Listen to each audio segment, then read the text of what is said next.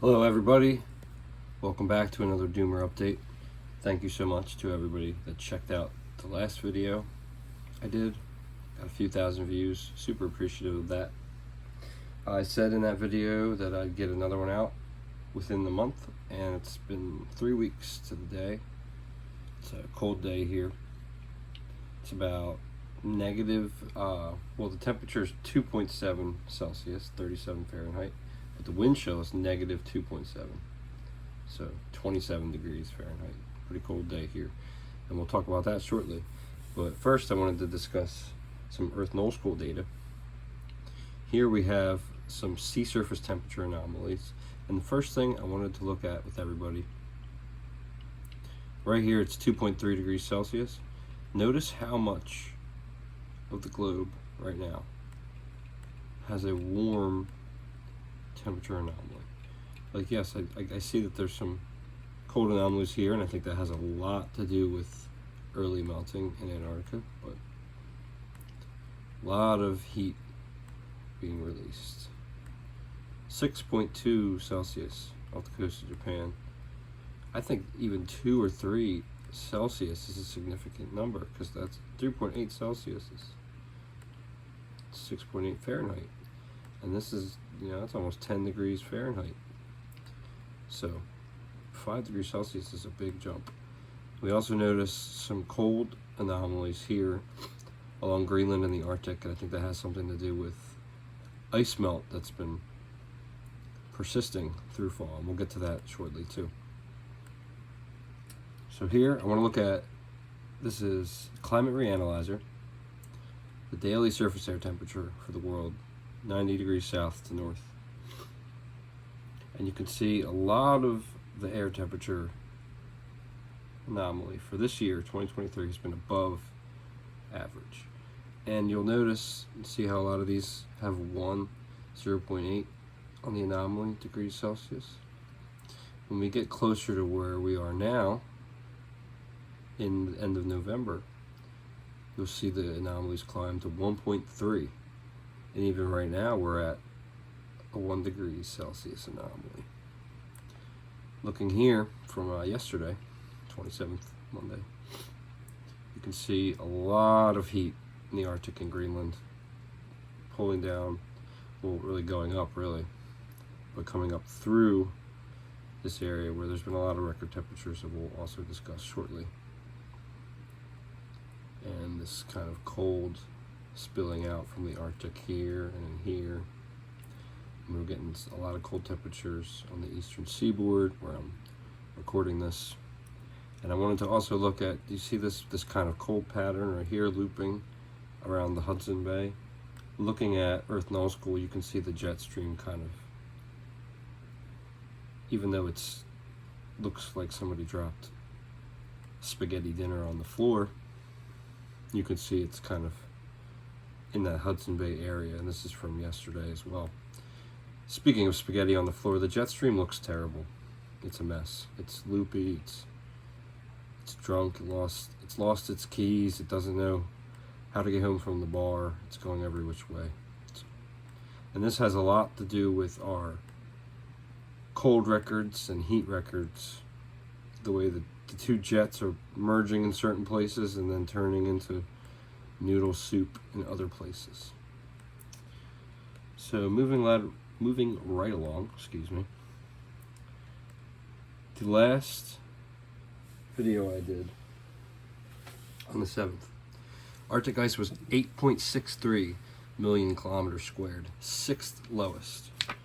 And I'll go through now really quick where we're at. You can see all the lines I'm not keeping are above us.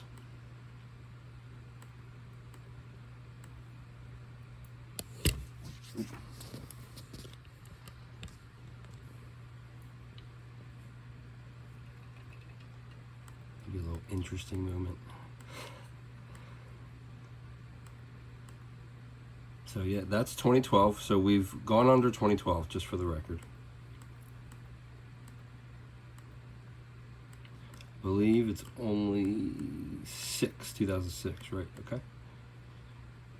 So we'll zoom in a little bit here. Arctic ice currently is 5th lowest, and nobody's really been talking about the Arctic. I said that in my last video. I'll keep saying it because eventually it's going to pop up in the news that Arctic ice is doing really bad. Currently, 3 weeks after this video, it's at 9.89 million square kilometers. 3 weeks after my last video, excuse me. That whole tripod slip threw me off of it. It's 5th lowest right now, which might sound like a lot, but realistically, got to refocus there. Looking at this trajectory, we could pass 2019 in a matter of days, and I mean that by going under. 2006, we could pass under that in a few weeks.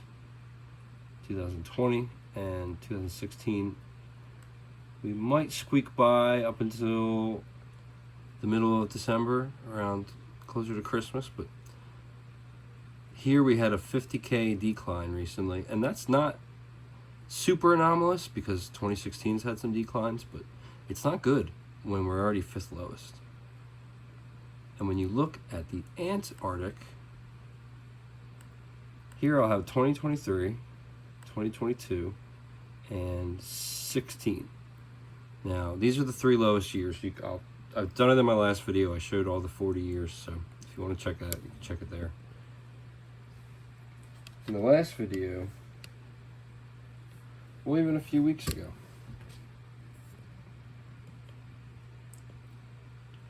sorry, I'm bumbling all over the place with these camera angles. In the last video I didn't talk as much about Antarctic ice extent, but it's important to note 2016 was a major El Nino year. 2022 was a La Nina year, and interestingly enough, it intersects to be the lowest right about Christmas time. So what's interesting about these 3 data points, I made a note on the 23rd that there was about 830,000 kilometers squared between last year and this year. So that's a big gap. And only about 580,000 kilometers squared from the record. And now that's since moved down today to 470. So we're under 500,000 kilometers squared from a record low for this date, which is November 28th. So that's not good. We haven't really been talking about Antarctic ice. It's 2nd lowest extent on record, and Arctic is 5th. Interestingly enough, both data points are about 500,000 square kilometers above record low, Arctic and Antarctic. But by this projection, you can see if we continue on this path of decline and stay under last year, we could see a record low earlier than we did last year. Instead of Christmas time, we could see it at 16th or 18th. Why does this matter? Because if you go back to the other side, last year, we reached 1.95. I was incorrect in my last video. It's actually a little bit less ice than I thought. 1.95 is 950,000 kilometers squared away from a blue ocean event in the Antarctic. And we missed that by like a hair. So not really the best news, but it's important to know this kind of stuff, because it has a lot to do with some of the other things I'm going to go over real quickly. I don't really read the morning paper, but I imagine doing so when I look up this website that I really recommend to everybody, called Climate and Economy. It's a very succinct kind of mashup of important climate information. A lot of the times I'll see something on Twitter and then check Climate and Economy and see it there, and vice versa. So I know that I'm on the right track when I see certain things. But just even briefly, because there's too much to go over. You know, we're still at 5.2 sigma heating in the oceans, global sea surface. Bears are having trouble hibernating in the Far East. 3 people were killed in a landslide in Alaska. That had everything to do with excessive rain, which comes with El Nino. This I'll talk about more shortly. The Panama Canal, to end the video out. Peru has lost more than half of its glacier surface in the last 6 decades. I could probably do a 10-minute video just on how significant this is, because I was really interested in glaciology in college, and that was one of the only things I would have thought to pursue if I did go back for a master's, but you know, time will tell. A lot of really high minimum temperatures, floods. You know, the Libya flood, we're still dealing with ramifications, and we will for years to come, just from that one event. Madagascar heat, 102 degrees. Tajikistan. And then every 2 days, usually, except for Sunday, there's a climate headline. The Black Sea cyclone, unnamed, killed 12 people. It's just a lot of stuff going on. You know, farmers feeling the heat from wildfires in Canada, Pacific records, the ODSP, the plan to continue oil, that's a mess. That was important to me. The 116 Fahrenheit, 46 degrees Celsius temperature in South Africa. Like I said, please, if you can, check out this website. 76 people killed in Kenya flooding, Somalia flooding, farmers in Iraq struggling, insane heat, and this has everything to do with, as you looked on, you know, this area, these huge heat anomalies are reflecting in the news in the Caspian. So that's, I think that was almost every, one interesting headline I think I missed. There was exceptional cold in Sardinia, Italy. It was negative 6.8 Celsius, 19 degrees Fahrenheit. And then on the other side, it said winter isn't coming for Greek olive trees. So, I mean, right here it seemed cold, but there was a big contrast between these two countries, even though they're next to each other. So to wrap up, the Panama Canal drought hits new crisis level with nearly half of vessel traffic targeted for cuts. Why is this important? Because the different ramifications of how the global economic system reacts to climate events is a feedback loop that's going to worsen climate events. Interestingly enough, the authority administrator of the Panama Canal said this will be the worst El Nino recorded in recent history. 40% reduction of vessels by February. 40% of all United States container traffic goes through the Panama Canal.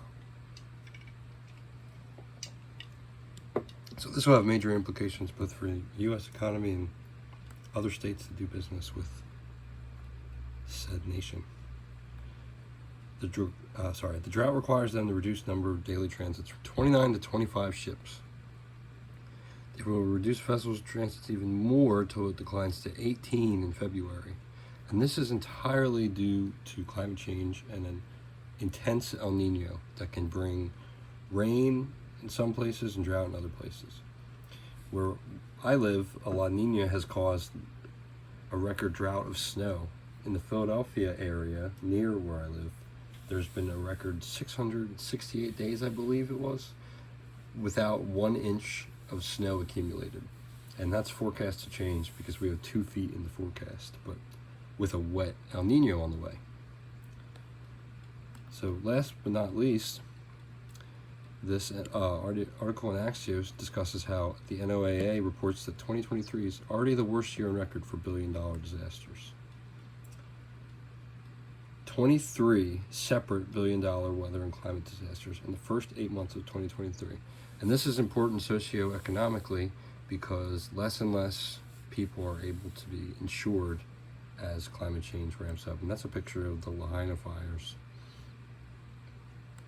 So all in all, a lot going on. I'm going to try to update another one of these videos in 2 to 3 weeks because I'm very interested in the trajectory for Antarctic ice extent here when we reach potential record low in the next couple of weeks, and in the Arctic we might reach a potential record low. I don't know if that's happened both at the same time, but we might get that for the first time ever. So be sure to like, comment with your thoughts, any topics you want to research, you want me to look up pertaining to this kind of stuff. Be sure to subscribe and share this video. A lot of different social media sites are reducing posts that have links in them, so you can just spread word of mouth, whatever. That would be awesome. And we're going to continue to press on and do a weather report, if you will, of climate catastrophe. All right, take care, everybody. This is Justin signing off.